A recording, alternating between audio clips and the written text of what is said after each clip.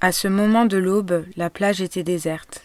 Fédé dit que pour avoir un meilleur poste d'observation, il devrait s'éloigner le plus possible de la civilisation.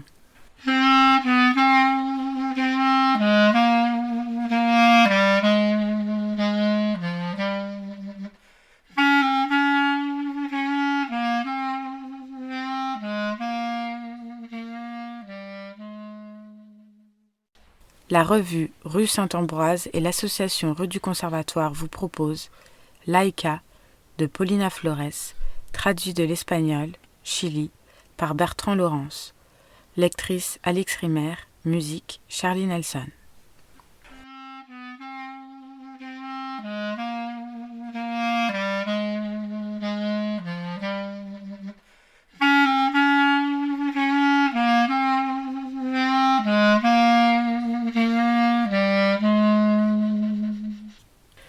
Josépha se réveillait d'un petit somme. Quelqu'un dans la pénombre lui secouait l'épaule, doucement mais avec insistance. Quelqu'un l'appelait en chuchotant. « Josépha, Josépha, réveille-toi !»« Salut Fédé !» répondit-elle d'une voix traînante. « Salut Josépha !» dit-il. C'est à peine si elle pouvait voir son visage. Elle étendit la main pour vérifier qu'il était bien là. Il la saisit et baisa la paume ouverte. « Allons à la plage voir des ovnis, » dit Fédé. « Oh, j'ai sommeil, » répondit-elle. Maintenant, elle pouvait le voir dans l'obscurité de la pièce. Elle adorait quand ça se produisait, quand ses yeux finissaient par s'habituer à la nuit, comme ceux des chats. Fédé insista. « Allons, petite !» Et à l'instant où il le dit, elle prit peur. Les yeux de Fédé brillaient comme un ciel plein d'ovnis. « Ça me fait peur, » dit Josépha. « Ce n'est rien, les ovnis sont aussi inoffensifs que les étoiles, » dit-il pour la tranquilliser. « Et puis tu viens avec moi ?» Sa mère lui avait demandé de bien se conduire avec Fédé, parce que les Argentins allaient les aider. Josépha ne voulait pas nuire à sa mère, ni lui désobéir. Ces derniers temps, elle la grondait beaucoup et elle ne voulait plus être grondée. Elle ne voulait plus la décevoir. « Je peux emporter ma pelle ?» demanda Josépha, toujours un peu hésitante. Ce n'était pas une pelle de joujou en plastique, mais une pour de vrai, en métal, que sa mère utilisait pour jardiner et qu'elle l'avait supplié de lui prêter pour les vacances. Un outil d'adulte. Le rêve de Josépha était de devenir rapidement adulte, de se réveiller un jour et se rendre compte qu'elle était une grande personne et qu'elle pouvait faire tout ce qu'un adulte faisait, ou qu'elle supposait que faisait un adulte, comme utiliser une pelle métallique et pas en plastique. « Bien sûr, » dit Fédé en souriant. « On ne sait jamais quand on peut en avoir besoin. » Josépha lui indiqua où elle était. Il souleva les draps, prit la pelle sur la table de nuit et s'agenouilla en la tendant horizontalement, comme s'il lui offrait une épée. Josépha la prit en riant et la tint fermement. « Tu vois que je suis un vrai chevalier, » dit Fédé. Puis il l'enveloppa dans une couverture et l'emporta dans ses bras, en tâtonnant dans l'obscurité. À ce moment de l'aube, la plage était déserte. Fédé dit que, pour avoir un meilleur poste d'observation, il devrait s'éloigner le plus possible de la civilisation. Il traversa la digue de pierre qui bordait les chalets jusqu'à un petit monticule de sable entre les rochers. Ainsi bercée, Josépha pouvait apercevoir le profil de Fédé sur un fond d'étoiles. Avec elle, toujours dans ses bras, il s'assit sur le sable et pencha la tête en arrière pour voir le ciel. Plusieurs minutes passèrent. Fédé gardait la même position, pensif et silencieux, avec une certaine gravité, comme pour donner une tonalité officielle et scientifique à la situation. S'il n'avait pas fait si froid, Josépha serait restée endormie tout ce temps. « Regarde !» dit soudain Fédé. Il pointa et suivit du doigt une boule lumineuse qui traversait lentement le ciel. Josépha serra plus fort la pelle sur sa poitrine et se mit à trembler, moins par peur de l'ovni qu'à cause du froid. Fédé alluma une cigarette. « Josépha, » dit-il très sérieusement, « je ne vais pas te mentir. J'adorerais qu'on en voie un ensemble, mais ce n'est pas un ovni, c'est un satellite. Regarde comme il avance. C'est un satellite artificiel qui tourne autour de la Terre. Il y en a beaucoup. Certains sont anciens et même ne fonctionnent plus. Ils sont en orbite pour rien. On appelle ça des débris spatiaux. Là, il y en a un autre. Tu le vois ?» Josépha le voyait. « Ils sont comme Laïka ?» demanda-t-elle en pointant le ciel. « Hé !» s'exclama Fédé. « Qu'est-ce que tu sais de Laïka ? Je me disais bien que tu n'étais pas seulement jolie fille. » Il lui baisa le nez et elle sentit son haleine de tabac. Josépha rit avec timidité. Si elle le savait, c'était à cause de la chanson de Mécano que sa maman écoutait. Elle adorait cette chanson. Elle lui semblait mystérieuse et quand elle l'écoutait, plein de questions lui venaient. Qu'en était-il de Laïka? Où pouvait-elle être maintenant? Se doutait-elle qu'elle était célèbre, qu'une chanson lui était consacrée? Il y avait beaucoup de choses qui lui semblaient aussi mystérieuses. Le monde gardait des secrets que personne ne connaissait ni ne comprenait. Des bateaux et des avions disparaissant dans le triangle des Bermudes, les pyramides d'Égypte, l'extinction des Mayas et des dinosaures, le feu, les fourmis, Rasputin survivant au poison et au tir, l'assassinat de Marilyn, la peau de Michael Jackson. Josépha croyait que quand elle serait morte et monterait au ciel, Dieu, ou un ange patenté, éclaircirait toutes ces grandes énigmes, et quelquefois son désir de savoir était si fort qu'elle avait envie d'être morte, de mourir un petit instant. « Sais-tu comment s'appelait la navette dans laquelle on a envoyé Laïka ?» demanda Fédé en soufflant un nuage de fumée. Josépha fit non de la tête. Ça l'ennuyait que Fédé puisse se rendre compte qu'en réalité, elle n'en savait pas beaucoup plus sur Laïka. Un jour, à la maternelle, la maîtresse lui avait demandé qui savait dessiner une étoile. Parmi tous les enfants, Josépha avait levé la main et était allée au tableau, fière et souriante, et elle avait dessiné à la craie une sorte de cercle avec des points. Les enfants avaient pouffé de rire et s'étaient exclamés que ce n'était pas une étoile. Et Josépha avait à nouveau regardé le tableau et s'était rendu compte que c'était la vérité. Ce qu'elle avait dessiné n'était pas ce qu'elle avait en tête, ce n'était pas une étoile. Dans l'après-midi, chez Mauricio, elle s'était mise à pleurer. Mauricio était le fils de la voisine qui la gardait les après-midi. Il l'avait consolée en lui disant de ne pas se faire de soucis. Il allait lui apprendre la façon la plus facile de dessiner une étoile.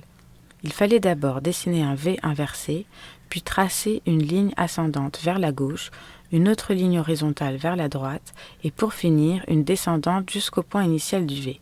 « Ça se fait tout seul, tu vois », avait dit Mauricio. « Tu n'as même pas à lever le crayon. » C'était une autre raison pour laquelle Josépha voulait être adulte.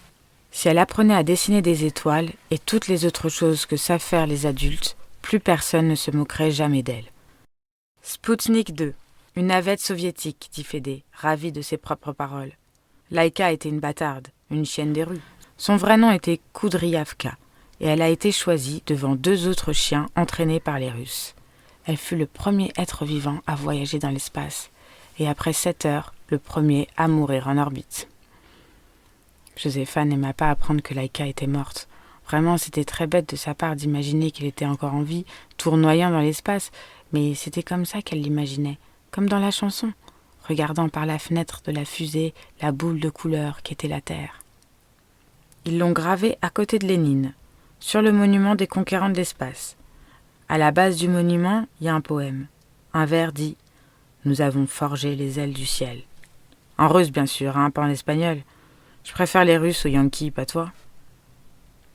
À moitié recroquevillée comme elle l'était dans les bras de Fédé, Josépha répondit « Oui, les Russes ». Sans savoir ce que ça signifiait, et si bas que c'était comme si elle n'avait rien dit. Fédé savait beaucoup de choses, comme Mauricio, mais il savait des choses différentes. Ce que savait Mauricio, c'était surtout les histoires de super-héros. Elle aimait Fédé autant que Mauricio, mais Mauricio ne l'embrassait pas comme Fédé. En fait, Mauricio ne l'embrassait presque jamais. Ce qu'il faisait, c'était lui prendre les bras pour qu'elle se frappe le visage avec ses propres mains, tout en disant « Pourquoi tu te frappes toute seule ?» ou bien l'assaillir de chatouilles jusqu'à ce qu'elle demande grâce. Une fois, elle n'avait même pas pu se retenir et avait fait dans sa culotte. Et Mauricio avait ri pendant près de 2 heures, jusqu'à ce qu'elle éclate en sanglots de honte et qu'il lui dise d'aller aux toilettes retirer la culotte mouillée, qu'il la laverait et la passerait au séchoir. Ce qu'il fit, et quand sa maman était venue la chercher le soir, Mauricio n'avait rien dit. Il ne l'avait pas accusée d'avoir pissé dans sa culotte.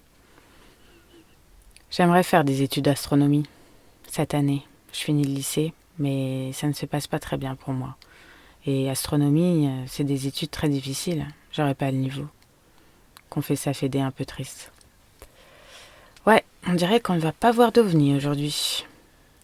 Ouais, répéta Josépha en elle-même, et elle se mit à rire. Qu'est-ce qui te fait rire? Tu te moques de moi, fillette? Dit Fédé taquin. Voyons, lève-toi. Voyons jusqu'où tu m'arrives debout. Tu ne m'arrives même pas aux genoux. Chenou, répéta Josépha dans sa tête, et elle rit à nouveau. Fédé jeta sa cigarette dans le sable. « Cochon !» dit Josépha, prenant de l'assurance. « Comment ça, cochon? Qui est-ce que tu traites de cochon ?»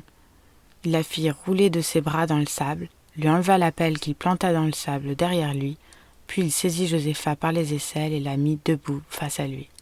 « Voyons, laisse-moi te regarder, » dit-il en se caressant le menton d'un air dubitatif. Il lui enleva la couverture qui la couvrait. « Je te plais ?» lui demanda-t-il en se tâtant encore le menton et en plissant les yeux. Josépha baissa le regard et fit oui de la tête. « Combien je te plais? D'ici à la lune ?» Elle acquiesça de nouveau. Pour elle, Fédé était le garçon le plus magnifique sur cette terre, aussi magnifique que les jeunes premiers des séries télé, ou que son père sur les vieilles photos quand il était jeune, et que sa mère disait qu'il était si beau jeune. « Tu me plais d'ici à Pluton, » reprit-il, en lui levant le visage pour qu'elle le regarde dans les yeux. « Aller et retour. »« Et Paola ?»« Paola? Quelle Paola? Celle du chalet neuf. Cette nana ne sait rien. Pas comme toi qui sais tout de l'ère spatiale. » Fédé lui fit un clin d'œil. Josépha n'en pouvait plus de bonheur. En plus, elle ne sait pas embrasser. Toi, tu sais. Le visage de la fillette s'illumina. Bien sûr qu'elle savait, elle. Tu as donné beaucoup de baisers? Elle opina plusieurs fois du bonnet, tout émue. Des baisers de série télé. Elle s'y exerçait avec papa et maman, suçotant avec les lèvres et remuant la tête d'un côté et de l'autre, comme le faisaient les acteurs. Fédé s'approcha doucement de la fillette et lui prit la tête entre ses mains. Sa respiration était agitée. Il ferma les yeux et posa ses lèvres sur celles de Josépha qui sillait nerveusement. Elle allait commencer son mouvement de tête quand elle sentit un doux cône, humide et froid, lui entrer dans la bouche. Elle ouvrit grand les yeux et ne put faire son mouvement, surprise par cette langue. Elle ne pouvait quasiment plus bouger un muscle. Cette partie-là, elle ne la connaissait pas. On ne la montrait pas à la télévision. Fédé s'éloigna. « dit-il avec déception. « Tu n'y es pas tout à fait. » Josépha baissa la tête et elle avait envie de pleurer. « Non, petite, ne le prends pas comme ça, » dit-il en lui relevant le visage. « C'est très bien pour une fillette comme toi. » Josépha sourit, soulagée. « Et puis, je peux t'apprendre. Tu dois imiter ce que je fais, là, à l'intérieur. Quand nous serons mariés, tu seras une experte en baisers. » Elle ouvrit à nouveau des yeux larges, comme des assiettes. « Pourquoi? Tu veux bien te marier avec moi, n'est-ce pas ?» Josépha hocha la tête de haut en bas rapidement. Fédé détacha la chaînette qu'il portait au cou. « Tu aimes ?» dit-il en lui montrant le soleil d'or qui pendait à la chaînette. « Ce sera le symbole de notre promesse. » Il le lui passa par la tête. « Quand tu auras 18 ans, je viendrai te chercher au Chili et nous nous marierons. » Il lui donna encore un baiser, mais cette fois plus court, sans la langue, avec une petite inspiration, comme les baisers que se donnaient les parents de Josépha. Elle savait que les autres enfants éprouvaient du dégoût à voir leurs parents s'embrasser, mais elle, cela lui plaisait, même si le peu de fois qu'il le faisait, c'était un baiser court, sans mouvement de tête, comme à la volée. Josépha prit le soleil dans ses mains. Elle l'examinait, hypnotisée, et bombait le torse comme pour mieux le faire briller. « Maintenant, il faut sceller le pacte dans la mer, » dit Fédé en regardant la côte. Il attacha les cheveux ondulés de Josépha avec un élastique. « Tu ne voudrais pas prendre froid pendant tes vacances en te couchant les cheveux mouillés ?» dit-il souriant, et il commença à la déshabiller. D'abord la chemise du pyjama. Elle était jaune, sa couleur préférée, avec un éléphant brodé qui tenait une glace à moitié fondue. Ensuite les chaussettes, et finalement le pantalon. Josépha sombra en rougissant, et le soleil aussi sur sa poitrine sombra. Tout en elle sombra. Nue face à Fédé, Josépha se sentit à nouveau honteuse, mais c'était une honte différente de celle qu'elle avait ressentie en voyant l'étoile mal dessinée au tableau de la classe. Elle ressemblait plus à l'émotion qui l'avait saisie quand on les avait vaccinés à l'école. Elle avançait en suivant la file des enfants timidement parce qu'elle savait qu'ils la verraient à moitié nue quand elle retirerait la blouse de l'uniforme, mais aussi impatiente de le faire. Elle fut déçue quand arriva son tour devant l'infirmière qui lui releva seulement sa manche et lui prit le bras. « Cette bedaine est à moi, » dit Fédé en palpant le ventre proéminent de Josépha. Il lui baisa le nombril et encore une fois plus haut. Un baiser avec la langue sur le téton, et quand sa bouche se sépara de sa peau, Josépha vit un filament de salive brillant qui reliait son corps aux lèvres de Fédé, comme la soie d'une toile d'araignée. Un frisson lui parcourut le corps comme quand sa mère lui faisait des tresses et sans le vouloir lui tirait des petits cheveux égarés. Fédé l'attira vers lui et la serra très fort dans ses bras, et il lui passa la langue sur le cou comme s'il léchait un timbre. « Tu as un goût de crème solaire, dit-il, un goût de plage. » Il enleva rapidement son pantalon, sa veste, sa chemise et ses chaussettes. Josépha observa les parties de son corps qui n'étaient pas aussi bronzées et son pénis dressé qui pointait vers la mer comme l'aiguille d'une boussole. Jamais avant elle n'en avait vu et cela l'impressionna. À partir de maintenant, ce serait son image des pénis. Non pas tombant et mou comme celui de son père qu'elle verrait plus tard, en entrant dans la salle de bain et le surprenant nu au sortir de la douche, mais droit et ferme. Implacable comme le balai avec lequel sa maman chassait les prunes de la cour. Immuable comme l'aiguille des horloges qu'elle dessinerait à son poignet gauche lorsqu'elle s'ennuierait en classe. Ils marchèrent jusqu'à la mer, main dans la main. Josépha pensa qu'ils étaient comme Adam et Ève de sa Bible d'enfant. Elle la lisait tous les soirs et son histoire préférée était celle de Samson et Dalila, car c'était la plus romantique. En marchant, elle se retournait et regardait la trace de leurs pas. Des empreintes sur le sable sec, peu profondes et imprécises. Des empreintes sur le sable humide, plus marquées, reflétant leur différence de poids et de taille. Toutes s'effaceraient d'ici peu et retourneraient à la plage. Certaines avant d'autres, mais toutes disparaîtraient. À l'instant où Josépha les vit, elle sut que tout ce qu'elle vivait avec Fédé était réel. Il lui arrivait d'avoir des souvenirs d'enfant très vifs, qui se révélaient être des rêves ou des inventions, des confusions de son esprit. Il y en avait deux qui retenaient particulièrement son attention. Dans l'un, elle était seule avec sa maman, la nuit à la maison. Elle était réveillée par des bruits étranges et alertait sa maman. Elles se réfugiaient ensemble au salon et, dans l'obscurité, apercevaient les voleurs. Ils se cachaient, accroupis sous la table de la salle à manger, derrière les fauteuils et le poêle à gaz. Ils devaient être 4, et Josépha se souvenait avoir vu le contour de leur uniforme de voleurs, noir avec un col roulé. On aurait dit des enfants jouant à cache-cache. Dans l'autre, elle passait l'après-midi avec son papa. Elle ne se rappelait pas bien ce qu'il faisait, mais tout à coup, il avait déclaré qu'il avait le pouvoir de disparaître et était parti en courant vers la chambre. Elle l'avait suivi, mais quand elle était arrivée, il n'y était plus. Elle l'avait cherché dans tous les coins de la maison sans parvenir à le trouver. Alors, elle s'était assise face au miroir, et comme elle se regardait et s'amusait à suivre les contours de son reflet, elle était arrivée à la conclusion que son père avait pris une des pastilles magiques de Chapulin pour se cacher.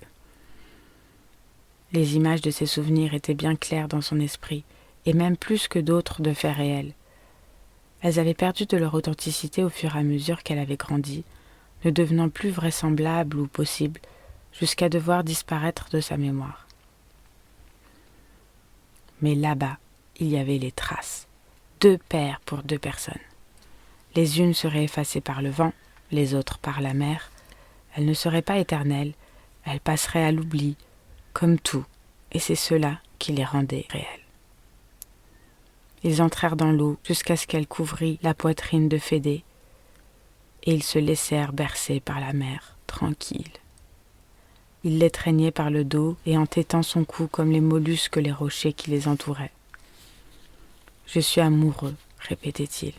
Je suis fou de toi. » Josépha fixait l'horizon. La mer et le ciel lui semblaient une seule obscurité, comme ce devait être dans le monde de la Genèse, quand Dieu n'avait pas encore séparé les eaux qui étaient au-dessus du firmament de celles qui étaient en dessous. La mer et le ciel étaient une seule obscurité, et les ovnis pouvaient être aussi bien en haut qu'en bas, volant et flottant à la fois.